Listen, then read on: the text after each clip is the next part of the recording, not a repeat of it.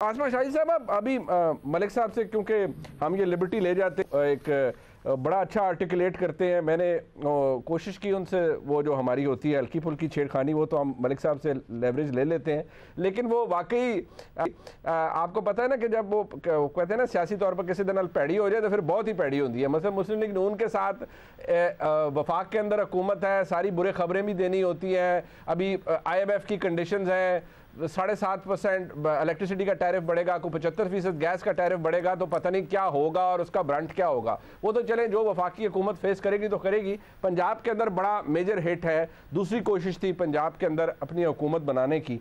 अब what went wrong आपके तज्जिए के मुताबिक? क्या गलत हुआ मुस्लिम लीग नून के पार्ट पे? क्या ये फ़र्क है कि इस वक्त कोई पंजाब के अंदर लीडरशिप नहीं है, प्राइम मिनिस्टर साहब बहुत ज़्यादा कंज्यूम्ड हैं, उनके अहदे की जिम्मेदारी है कि वो बहुत से और मामला देख रहे हैं और यहाँ बड़ा मेजर बहरान है एक? जी, बहुत-बहुत शुक्रिया। एक तो मेरा ख़्याल है ताज़ियत बनती है मलिक अहमद साहब से। पंजाबी में आपने तो नहीं कहा, मगर मैं कहूँगी कि पता लगना चाहिए बढ़िया की। तो एनीवेज़ जो भी है, आज के दिन में तो ये एक पाकिस्तान तहरीक-ए-इंसाफ की सक्सेस है और उसको उनकी कामयाबी और उनके नंबर्स को तस्लीम होना चाहिए, जो कि किया गया है, तो बड़ी अच्छी बात है।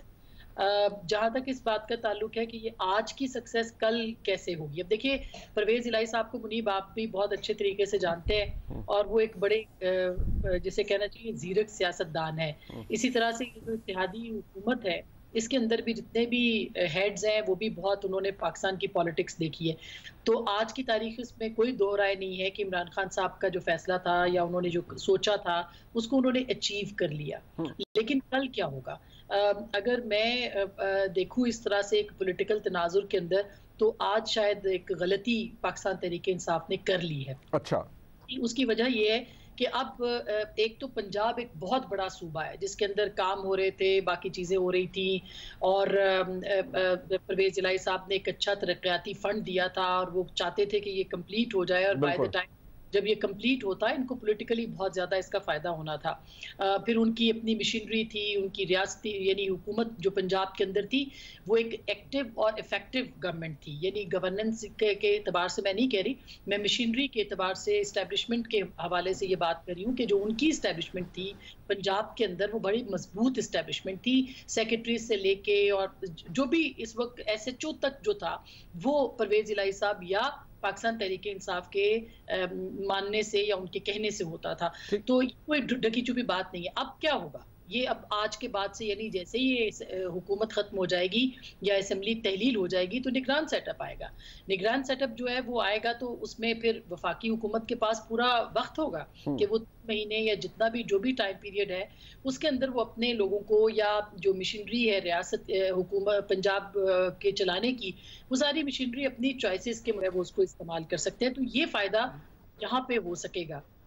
उसके साथ-साथ जो एक और एक अहम मसला अलबत्ता खड़ा हो सकता है, वो एक कॉन्स्टिट्यूशनल क्राइसिस की सूरत में भी हो सकता है। क्योंकि हम बात कर रहे थे, आप भी प्रोग्राम में बात कर रहे थे कि जो CCI की कॉम्पोजिशन है, उसके अंदर देखना पड़ेगा कि आईनी एतबार से वो क्या केयरटेकर सेटअप जो है वो कैसे उसके अंदर एक्ट कर सकता है। क्योंकि ये पाकिस्तान में पहली बार होगा कि 2 असेंबलियाँ डिसॉल्व हो जाएंगी और जो फेडरल असेंबली है वो अपनी जगह पे इंटैक्ट होगी। तो क्या इमरान खान साहब आम इंतखाबात ले पाएंगे इन 2 असेंबलियों को ख़त्म करने के बाद? ये एक बहुत बड़ा सवाल बन जाएगा। और दूसरी तरफ यही सवाल वफाकी हुकूमत के लिए भी होगा कि 2 असेंबलियों के इंतखाब करने की सूरत में क्या जो फेडरल असेंबली है वो बरकरार रह पाएगी? तो ये एक कॉम्प्लिकेशन है और एक बड़ा एक क्राइसिस भी बन सकता है कल को जाके, और एक पॉलिटिकल क्राइसिस होगा क्योंकि इमरान खान साहब बैठने को तैयार नहीं होंगे। 2 केयर टेकर सेटअप के लिए उनको बैठना पड़ेगा हमजा शहबाज साहब के साथ या वफाक के अंदर उनकी पार्टी को, या फिर नहीं आते तो वो यहाँ पे भी देखना पड़ेगा। लेकिन अभी हम पंजाब की बात कर रहे हैं, वो कैसे बैठेंगे, वो किस कंसेंसस पे जाएंगे? मामला पार्लिमानी कमेटी तक हल होगा, हमजा शहबाज तक हल होगा, उसके बाद इलेक्शन कमीशन तक जाएगा, ये एक बहुत बड़ा सवाल होगा। फिर इलेक्शन कमीशन की जो लिस्टें हैं वो तक नहीं बन सकी हैं, जो मर्दमशुमारी की बात हो रही है वो नहीं हो पा रही है। तो ऐसी सूरत में क्या होगा? और इसका एक मैं मुख्तसरन एक बात और भी कहती हूँ, इस वक्त जो $10 बिलियन के प्लेजेस हुए हैं, वो इस बुनियाद के ऊपर हुए हैं कि 14 जमातें इस वक्त हुकूमत के पास है, यानी हुकूमत में 14 जमातें हैं। तो एक मेजॉरिटी जो है ऑलरेडी गवर्नमेंट के अंदर है।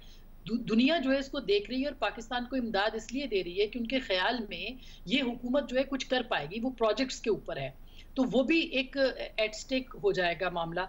इसी तरह से बाकी जो दीगर ममालिक है, दीगर मामलात हैं, जो फाइनेंशियल मामलात हैं, तो ये एक बड़ा क्राइसिस बन जाएगा। ये क्राइसिस जन्म दे रहा है मेरे नजदीक। मतलब आपको लगता है कि इससे कुछ सियासी सर्टेनिटी शायद नहीं आएगी, लेकिन मामलात मजीद उलझ जाएंगे।